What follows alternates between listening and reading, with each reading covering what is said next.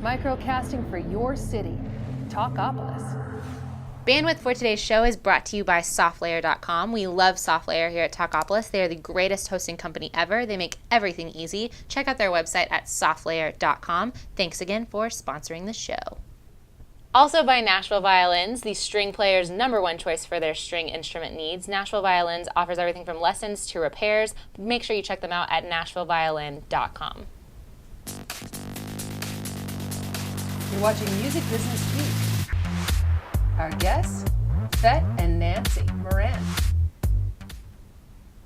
Hi, everybody. How are you? Hey, how you doing? Good. It's so great to have you guys here. It's great to be here. You're a husband and wife team. I We think are. That's so cool. We are. We tried to hide that I for can't quite a imagine while. that. But I've been married a while, and I would try to see how that would work out. But is it good, or tell us what are the challenges, and what's the best part about being a husband and wife duo? well, I guess there are no challenges, right? Isn't that the right answer? Good one. I trained him well. Actually, honestly, there really are very few challenges. We're a very weird couple, I think. Probably shouldn't admit that, but we really like to work together. And in fact, I just recently came off of the road because I had been away for a lot of years, and we haven't been working together as closely as we would like to. And when we work together, we really feed off of each other. My weaknesses are his strengths and vice versa, I think, so we complement each other really well. And I don't know, we can spend 24 hours a day together, and we just don't have any trouble with that. I love that. Matter of fact, we do, come to think of it. Yeah, we pretty much do. I think part of it, too, is that we have different skill sets and work in different areas. Like Nancy is the artist, the songwriter, the performer, that kind of thing, and I'm the tech guy, the engineer, the producer, and we sort of fill in the blanks for each other. Yeah. And, I've noticed we know a lot of other music couples like that they work on different parts of it, and I think that's what makes it work. If we were two people trying to compete, Yeah, for example, for an Two lead artist singers. Right, that would be awful. I've tried That that. would be That tough. doesn't work in relationships. No, Yeah. it definitely doesn't. So, Fett, you have over 40 albums to your credit. How did you first get started in Nashville? Well, it's funny. We went to Austin, Texas one year, and, And moved to we're there for Nashville. South by Southwest, and jokingly said on the way home, "Wow, what would it be like to live in an actual music town where it's a legitimate profession? People don't ask, well, what do you really do?" Yeah. And somehow Nashville came up, and I had a day job at the time, and the guy who hired me happened to be running the Nashville office then. And long story short, I sort of half-jokingly made an inquiry about moving here, and 6 From months where? later, from Washington, D.C., Okay. D.C., Baltimore area. And 6 months later, we were living in Nashville. Yeah. Too cool. Now, That's I want crazy. to 20 hear years ago. about, for a couple years, I helped host this thing called Crazy Bitch Night. I love the word bitch. I just think, and I don't mean it in the pejorative sense at all, but you were part of a comedy troupe called Four Bitchin' Babes. Yeah, yeah. And they're still going. They are? They're still going. The group's been around for 22 years. No kidding. Yeah. The group's been around for a really long time, and I was a huge fan in the beginning. It was started by a girl named Christine Lavin, who lives in New York City. I know she is. She's a famous singer-songwriter. Oh, yeah, she's huge, like folk goddess. That's Oh, what we yeah, all called her. absolutely. Yeah, Fairy absolutely. godmother of folk music, I believe was her Unbelievable. official title. Yeah, and so what apparently originally happened was she just invited 3 other women to go on tour with her for just this one tour, and it just sort of caught on, and they did a recording at the Birchmere. I played there. It's a great venue. Yeah, it's terrific. Outside of DC, yeah, right? one of our all-time favorites. And so they recorded a show there and called the album "Buy Me, Bring Me, Take Me, Don't Mess My Hair, Life According to Four Bitchin' Babes." And they just started getting called the Four Bitchin' Babes, and it took off from there. The group members have changed significantly over the years. Christine hasn't been in the group since, I think, year 7 or something. There's only one original female left from that original 4, that's Sally Fingerette. And Debbie Smith is in the group. She joined in like year 3 or something. And Is it comedy and music? totally. It's Yeah. totally music. It's all original music, but we all write our own material. But it's mostly comedy. I wouldn't say it's all comedy. What happened right before I joined the group, I was substituting for a couple of years. And then right when I came in permanently with this other girl, Deirdre Flint, they started to focus more on women as their target audience and focusing on performing arts centers and things like that. And so our first album together as the 4 of us was Hormonal Imbalance, a mood swinging musical review. I could see why women would be interested. Yeah, I don't need to Maybe say anything not more. Men. Yeah. Although you'd be surprised Men how many like 'em too. men love us. We weren't male bashers at all. We were making fun of ourselves. So men would actually come and Right. they can loved. join right in. Absolutely, Yeah. absolutely. Yeah, Yeah. it was a great group. Wow. And so would that take you on the road a lot? It did. It took me. I just left in May, and so I was doing that for the last 7.5 years. Wow. And like I said, they're still going. Marcy Markser took my place, and We'll have to look for that. Yeah, they're awesome. In a town near you. Absolutely. So tell me about Azalea, because you guys run a production company, and it's like an artist support. Tell me what is all involved in Azalea Productions. Well, we try to cover people who are serious about music careers. That's really our focus. We have a recording studio. I produce a lot of albums and demos and all sorts of other recordings there. We both do a lot of consulting and coaching of people about their music careers, whether it's in the production side or the songwriter-artist side. And our business has sort of evolved over the last 20 years or so into an informational resource for people.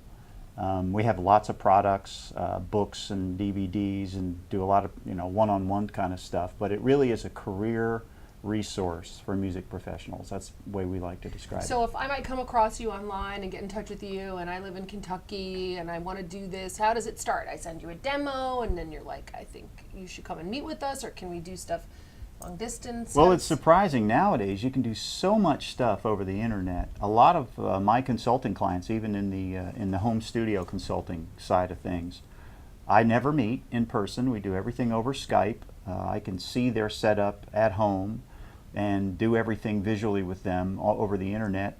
I can't remember the last time I actually sent a set of masters or anything through the mail. I was going to say, are there any particular websites or apps or things that you really rely on from the tech side for this kind of informational sharing? Well, just for the file stuff, because files can be really huge Yeah. nowadays with high-resolution digital audio. And things like yousendit.com and a zillion other ones out there, you can send a 2 gig file for free anywhere in the world instantaneously. That's amazing. How do they make money on that company? That's a good question. I don't Well, know. folks like myself who use it all the time have monthly subscriptions, but they're okay. very, very affordable. But what's happened is it's totally changed the workflow of the music industry. Like, I have a lot of clients all over the world. Most of my clients are not in Nashville.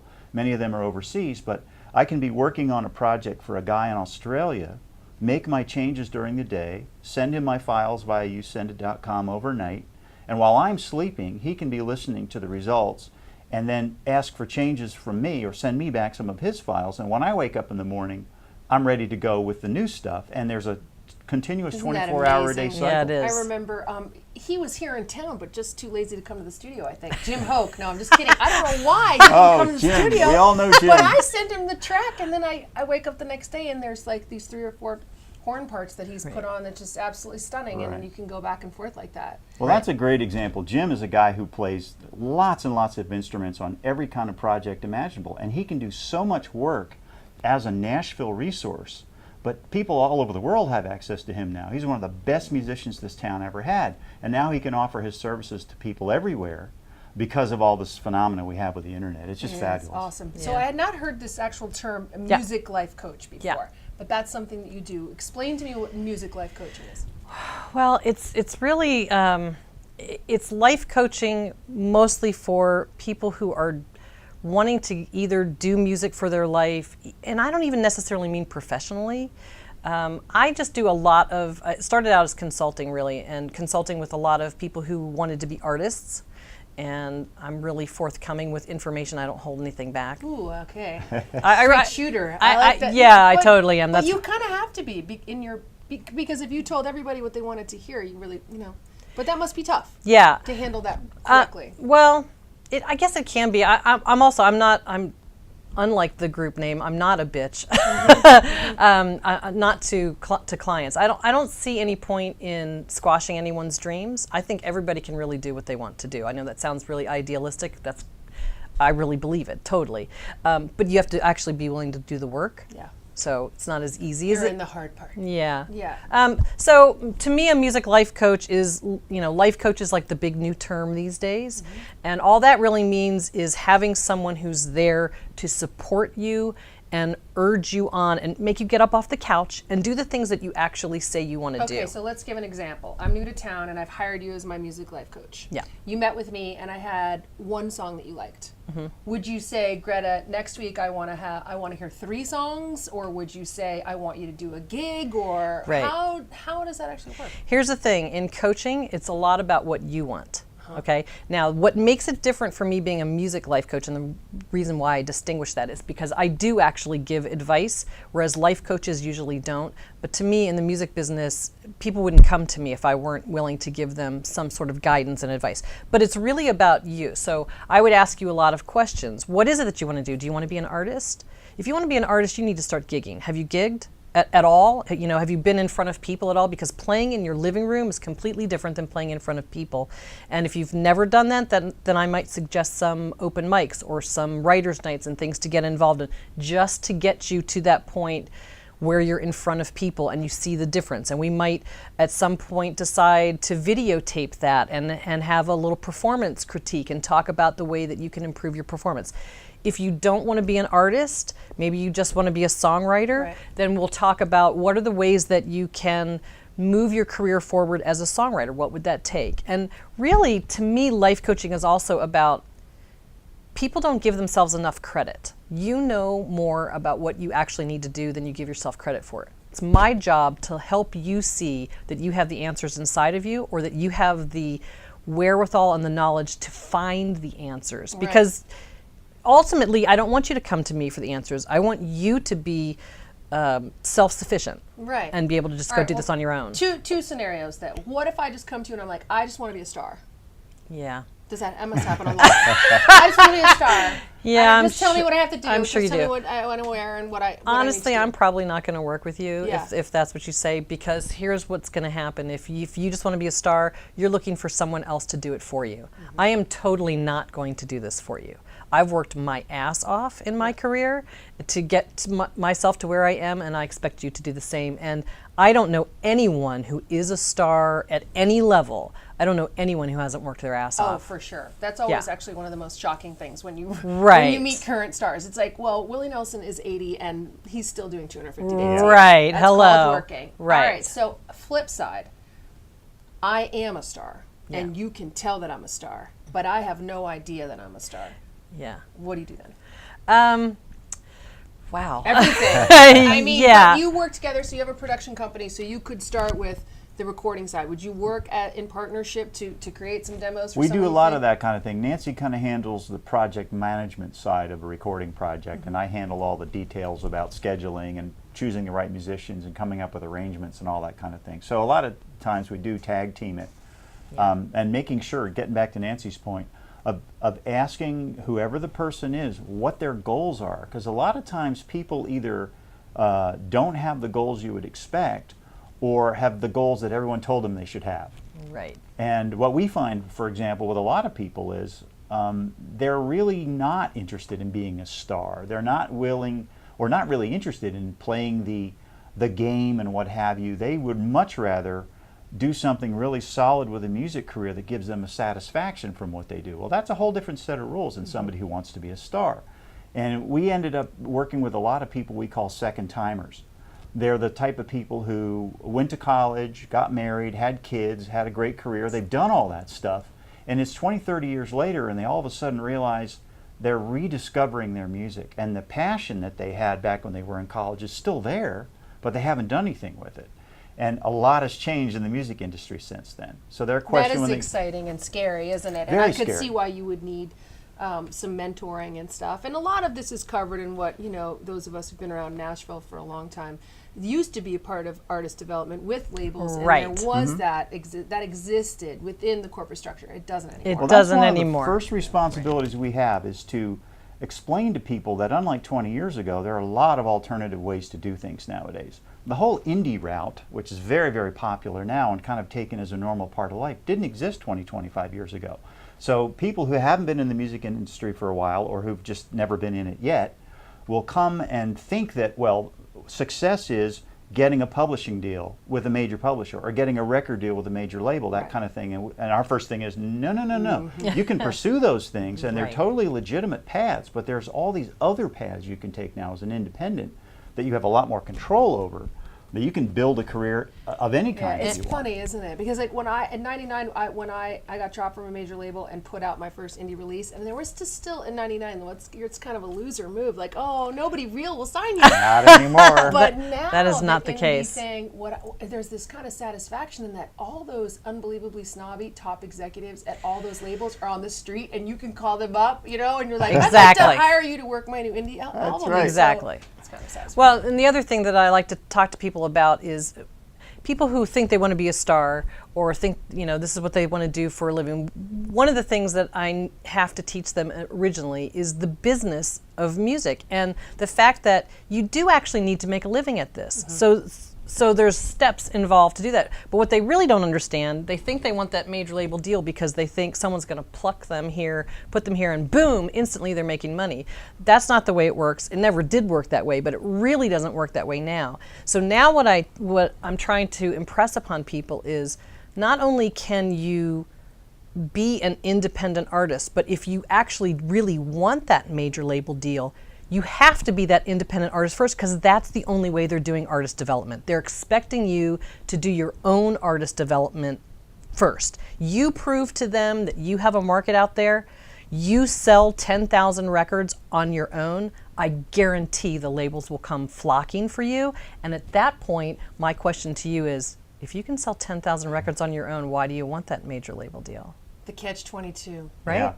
Right. Yeah. And if you do, great, I say go for it. I don't begrudge that for anyone. If that's what you want, absolutely go for it. But the first step is you've got to be that independent artist. It's a lot harder to sell 10,000 albums on your own Than you think. But it's not impossible. And, It's not. And 20 years ago, it was virtually impossible. And the other thing that people don't understand is if you sell 10,000 records on your own, you're probably making more money than the person on a major label who's selling 1 million records. So sad. Yeah. I know. Wow. So let's finish up with the book. Your FETT'S Mixing Roadmap, a practical guide to mixing audio. Tell me about the book. It's kind of a funny thing. The way the book started was I was answering a question via email to one of my clients, consulting clients that I do a lot of like home studio, project studio consulting for. And I got about 4,000 words into the email, and I went, wait a minute, I've typed this email a zillion times in different ways to a zillion people. This should be a book. And ironically enough, I barfed up my first 13,000 words in one sitting, and I just kept going, and I ended up with a book that was my approach, which is definitely not the only approach, but my approach to the process of mixing, sort of the mindset behind it. There's tons of resources out there that talk about the mechanics of running Pro Tools or which EQ setting to use on a kick drum, that kind of thing. There are tons of great resources. But a lot of people who have never had that apprenticeship that you used to have from old traditional classic studios really don't know what to do with all this gear and all this information and all this resources at their fingertips. Kind of miss some of the soul behind where you're coming from. The soul, like how to listen and to make sure that you mix with your ears and not with your eyes. And to remember which mode you're in. Are you in the left brain techie side of things right now, or are you actually in the right brain creative musical side of things? So it talks all about that process, that methodology, sort of a very, very organized way to take a song or an entire album project, something like that, and work through it to get the best result. To my knowledge, there's nothing quite like that approach out there. That's cool. It's not on the shelves yet, so we'll see how. And that's why some of those mixologists in this country, I mean, it seems like there's just a few of them that get like almost all the albums, doesn't it? Right. And that's because they have the right approach. They have a mindset that they come from that's all about serving the song and or the artist, not about how loud it looks on the waveform on the screen or whether or not they're using the latest whiz-bang model of a particular plugin. That's not what really matters. It's how are you taking what's already there that's great and conveying that to the end listener. And that, to me, is what mixing's all about. Awesome. Well, Fett and Nancy, you truly are a dynamic duo. Thank you so much for joining us here on Music Business Week at Talkapolis. Come back and share your incredibly insightful tips with us. We would love good to. Luck with the Anytime. coaching. Everybody can check them out, right? Where's your website? Azalea Azalea Music, www.azaleamusic.com, azaleamusic.com. Check them out. Thanks for watching. We'll see you next week. Microcasting for your city. Talkapolis.